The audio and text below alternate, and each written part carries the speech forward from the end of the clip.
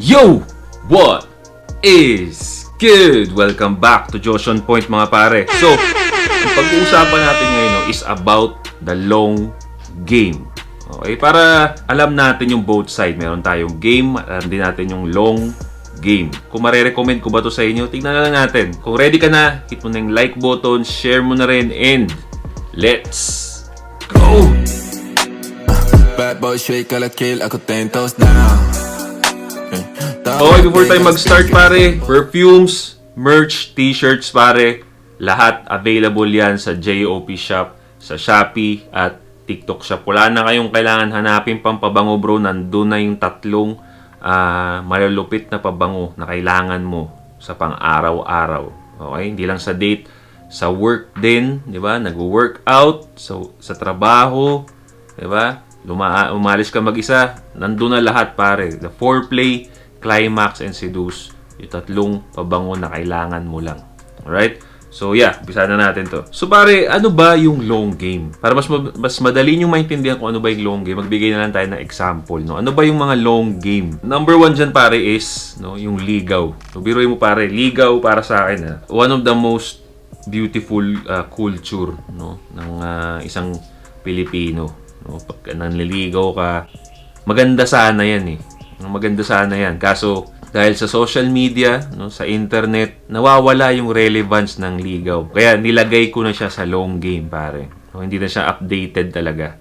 So, kung isa ka pa rin sa mga lalaki na nanliligaw ngayon, wala nang kwenta yan. Kawawa ka, bro. Kasi, ginagawa mo yung traditional, pero yung babae, hindi na siya nagiging traditional para sa'yo. Kasi, busog na siya sa attention eh.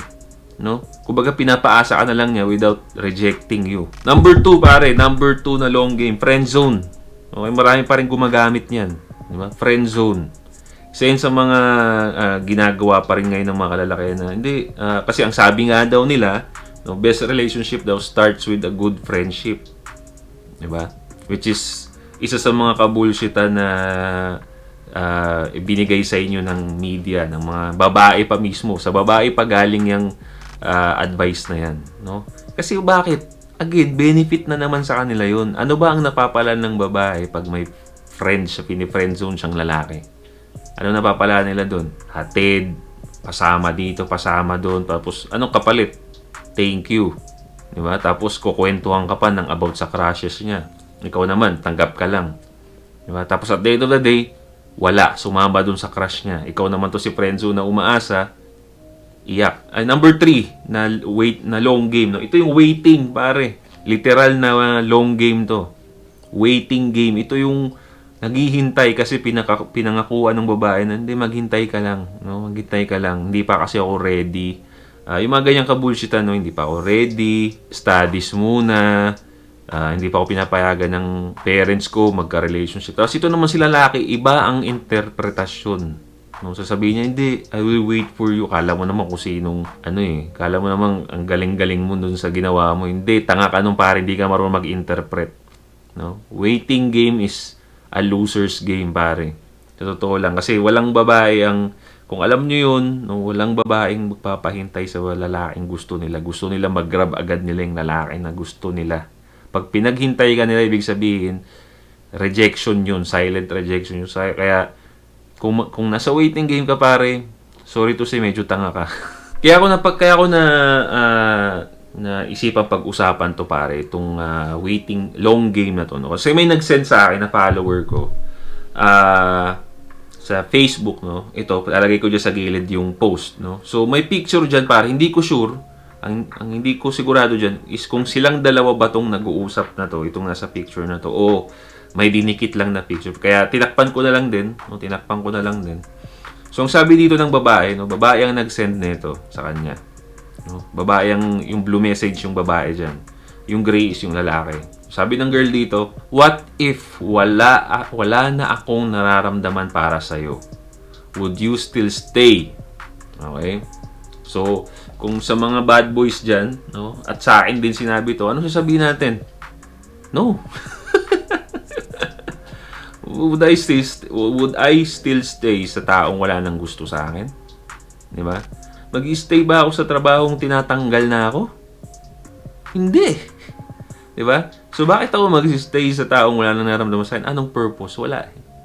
Diba? So, pero dahil, kaya maraming likes to kasi syempre, pinifeel na naman na ito yung fantasy ng mga kababaihan. So, ang sabi dito ng iya, yes, of course. Si girl naman sabi, but why? So, pag mga ganyang mga question ng mga babae pare, mga ganito, gusto nilang, ganito sila mag-feel ng ego nila eh. No? Gusto nila makasigurado sa nararamdaman mo in a way na para ma-feel yung ego nila. No? Para, pampalaki ng ulo, pampakilig, ganyan. No? Nagfi-fish, no? Nagfi-fish lang to ng compliment pare. So, sabi ni girl, but why? Ito naman si Supot, sabi niya, nanligaw naman ako sa'yo nang wala kang nararamdaman para sa akin Why should I give up? If I can court you again, why would I walk away? If I can stay. Kala mo naman talaga. Ano to? May script? May K-drama ba tayo dito sa totoong buhay, Brad? Well, pag-usapan natin mamaya, Wala kang nararamdaman para sa akin? Okay. I will make it up to win you back. To make us back. Wow! Rhyming. Simple as that. Well, pare, it's not simple as that. Simple lang siya sa'yo kasi hindi ka nag-iisip. No? Ginamit mo yung sa pag-chat, hindi mo pinrasis ng mabuti yung sinabi niya sa'yo dito. Diba? Hindi mo siya tinake dito kasi kung dito mo yan mag-take, hindi yan simple as that kasi magraran yan dito sa utak eh. Tinake mo siya dito sa puso. So kasi ang puso pare, feelings, emotions, madaling mauto. Okay, so naging simple siya kasi sa puso mo siya tinake eh. Ang puso, ano lang yan, once na mapalambot mo yan, okay. Pero sa isip, pag dito mo pinaandar yan, mag-iisip pa yan ng kung ano-ano. Ipaprocess niya pa yan. So, kaya naging simple sa'yo yun kasi hindi mo ginamit ito parang. So, yun yung pag-uusapan natin, bro, no? Sa tingin ninyo, dun sa nabasa natin, ano ang long game na pinapasok niya, pare? Ano sa tingin ninyo? Para sa akin, dalawa yung gusto niyang itackle dito. Yung ligaw, no? Yung ligaw game, at saka yung, actually, tatlo eh. Tatlo yung gusto niyang pasukin dito. Yung ligaw game, friend zone game, waiting game. No? Tatlo ang gustong pasukin ni tropa dito na... Kasi ganun pag gusto mong komplikahin ng mga bagay-bagay, pare, marami ka talagang papasukin shit eh. So, tatlo yung gusto niyang itakal dito, pare. Tignan natin yung mga facts. Tignan natin yung facts doon sa chat, no? Sabi dito, i-point out natin number one fact. Sabi niya, di ba? Makikita natin dito. Sabi niya, what if wala na akong nararamdaman para sa'yo? Would you still stay? Di ba? Yun lang pare. Kung isipin mo yung word na wala na akong nararamdaman sa'yo, ibig sabihin nun pare, yung ikaw mismo, no? Yung ikaw ngayon, no? Yung current mo, hindi niya na gusto yan. Kumbaga sugar coating na lang yung wala na akong nararamdaman sa'yo. Pero ang totoo nun pare, kung lalaki ang magsasalita at magsasabi sa'yo yan, hindi ka na gusto niyan. So, anong sense, no? Anong sense yung sasabihin mo na I will stay, no? I will court you again. Kung babasahin ng hindi nag-iisip to, akala mo ang galing no? Sasabihin niya rito, nanligaw naman ako sa iyo nang wala kang nararamdaman para sa akin, Diba? Why should I give up? Diba? Kung papainggan mo lang susupot-supot ka, akala mo, wow, ang galing. English. Diba? Pero kung ako yung binabasa ko pare, sobrang nabububuhan ako. Diba? Bakit mo ikukumpara, no, yung panliligaw mo in the first time na magkasama kayo doon sa wala na siyang naramdaman sa iyo? Kasi kung isipin mo to pare, may chance talaga siya doon na magkaroon ng feeling sa kanya yung babae. The first time na manligaw ka. Okay? Kahit papaano may chance ka doon kasi why? Bagong tao ka Diba? Bagong experience ka sa buhay niya. Diba? Kung from strangers kayo, bagong tao to, bagong experience to. So, pwede siyang ma-inlove sa'yo kasi nga, mga napapa-experience mo sa kanya, hindi pa niya na-experience sa iba. Iba ka sa mga past relationship niya. So, naging interested siya sa'yo. Okay? So, talagang may chance na magkaroon sa'yo yung babae. May chance, no? Na magkaroon sa'yo ng feelings ng isang babae pag nanligaw ka sa kanya. Diba? For the first time. Diba?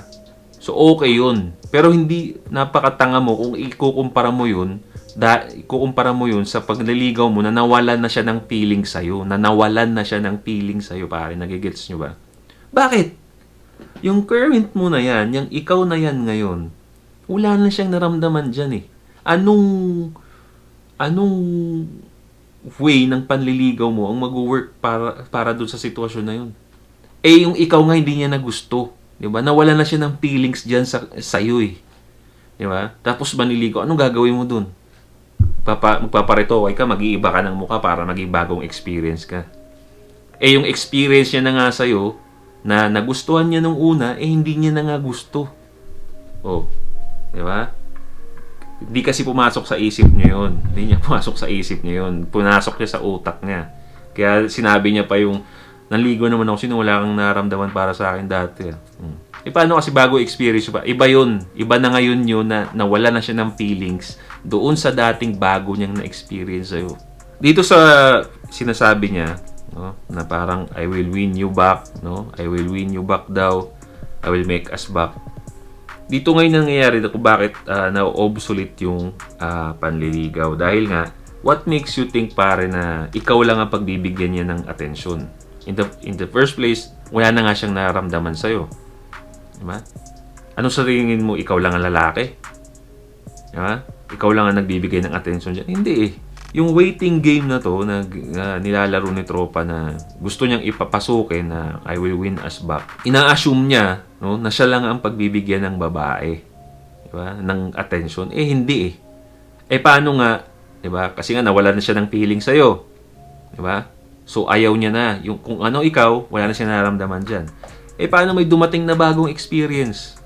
Oh, mas interesting. Bago eh.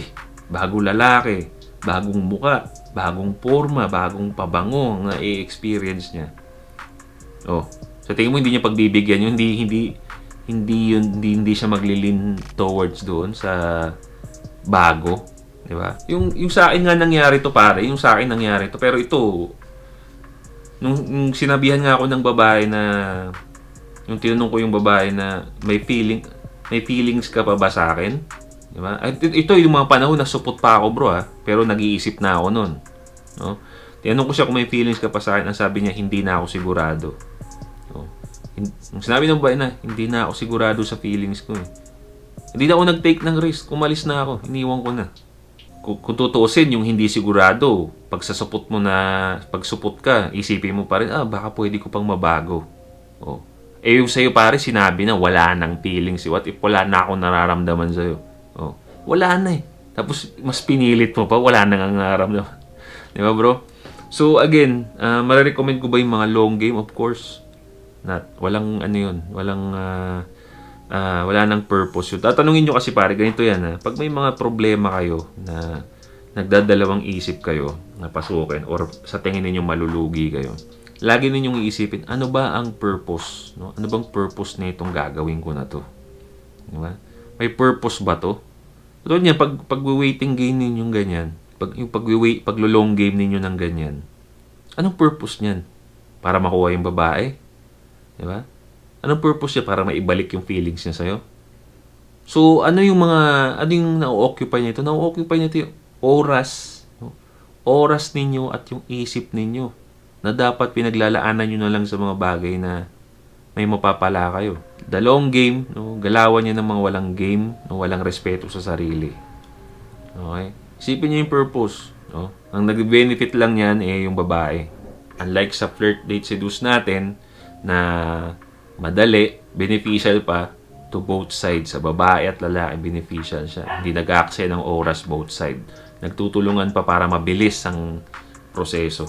Okay, kaya dinidepend ko talaga yung flirt date seduce. Pag may nag-ano sa akin na ng mga ganyan, nagliligaw-ligaw, yan ang mga pinag-ano sila. Barado talaga eh. Wala talagang pipilitin lang nila. Ako, hindi silang papatalo. Siyempre, gusto nilang i-depend eh. No? Pero, magpapaikot-ikot lang. So again, flirt date seduce is the way. Pare ng mga bad boys na marami ng success stories dyan, pare. Tanungin nyo na lang dyan kayo mag-usap sa comment section, pare. Tignan mag-usap kayo kung gaano ka-effective to, pare. Alright? So that's it for me guys. Don't forget to leave a like, no? Comment down below. Yun nga, yung pag-usapan natin yung mga success stories nyo dyan. So don't forget to subscribe, hit the bell para notify kayo sa mga bago nating videos. This is Josh on Point. See you next time. Boom!